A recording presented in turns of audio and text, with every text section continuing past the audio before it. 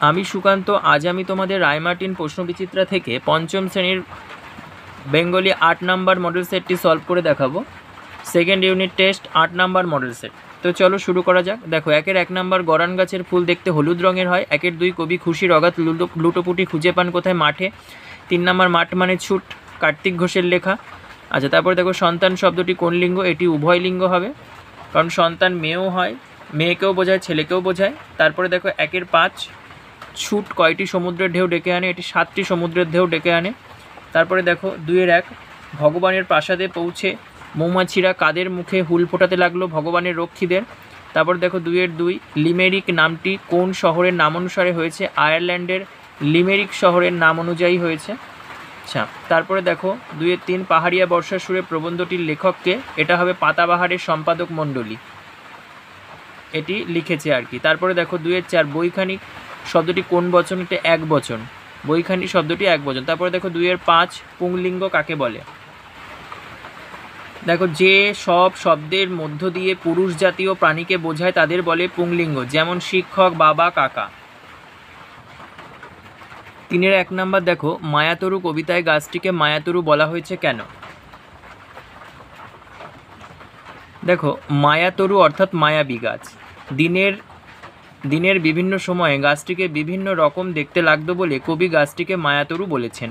গাছটিকে কখনো ভূত, কখনো রাগে ঘাড় ফোলা ভালুক, কখনো হীরের মাছের তৈরি মুকুট, আবার কখনো রূপলি ঝালর বলে কবির মনে হয়, তাই গাছটিকে মায়াতরু বলা হয়েছে। তারপরে দেখো 3-3 মেঘের খেলা কবির মনে কোন কোন স্মৃতি বয়ে আনে? দেখো, মেঘের খেলা কবির মনে তার ছেলেবেলার নানা স্মৃতি বয়ে আনে। মেঘের খেলা দেখে তার মনে পড়ে ঘরের কোণে লুকোচুরি খেলার কথা। একই সঙ্গে কবির মনে পড়ে ছেলেবেলার বৃষ্টির গানের কথা, মায়ের ঘর আলো করা হাসি মুখের কথা এবং মেঘের ডাকে ভয় পাওয়ার কথা। কবির মনে পড়ে ঘরে মিটিমিটি আলো জ্বলছে, দেয়ালে কালো ছায়া পড়েছে এবং বাইরে বৃষ্টি পড়ার শব্দ হচ্ছে, আর দুরন্ত ছেলেটি চুপ করে মায়ের কাছে বসে গল্প শুনছে। তারপর দেখো 3-2 ধান চাষ করতে গিয়ে কুমির কিভাবে ঠকেছিল? প্রথমবার ঠকে যাওয়ার কারণে পরের বার ধান চাষ করতে গিয়ে কুমির নিজেই ধান গাছের গোড়া নিল। সে জানতো না ধান গাছের আগায় হয়, গোড়ায় হয় না, তাই সে আবার গোড়া নিয়ে আবার ঠকে গেল ধান গাছের গোড়া নিয়ে। দেখো 4 নাম্বার নতুন বিদ্যালয় কেমন লাগছে তা জানিয়ে তোমার দাদার উদ্দেশ্যে একটি চিঠি লেখো। দেখো, তুমি বাড়িতে আছো, দাদা বাইরে আছে কাজের সূত্রে, সুতরাং তুমি বাড়ি থেকে দাদার কাছে চিঠিটি লিখছো। তোমার জায়গার নাম দেবে, তুমি যেখানে থাকো। এখানে আমি দিয়েছি কৃষ্ণনগর, নদিয়া। তুমি তোমার জেলার নাম দেবে, যে জায়গায় থাকো সেই জায়গার নাম দেবে, এবং যে দিন চিঠিটি লিখছো সেই তারিখটা দেবে। লেখো, প্রিয় দাদাই, তুই কেমন আছিস? আশা করি ঈশ্বরের কৃপায় ভালোই আছিস।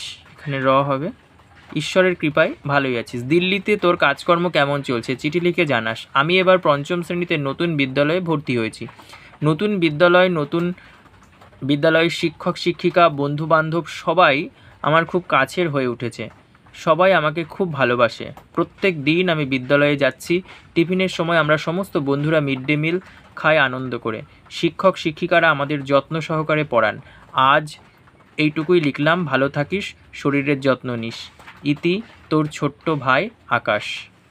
দেখো, এবার তুমি দাদার কাছে যেহেতু পাঠাচ্ছ, তাই ডাক টিকিট লিখবে এখানটায়। লেখার পরে এখানে দাদার নাম লিখবে। দাদা যেহেতু এখানে আমি লিখেছি দিল্লিতে থাকে, তাই সেই জায়গার নাম দিয়েছি, জায়গার ঠিকানা দিয়েছি এবং পিনকোডটা লিখে দিয়েছি। তোমরাও তাই করবে।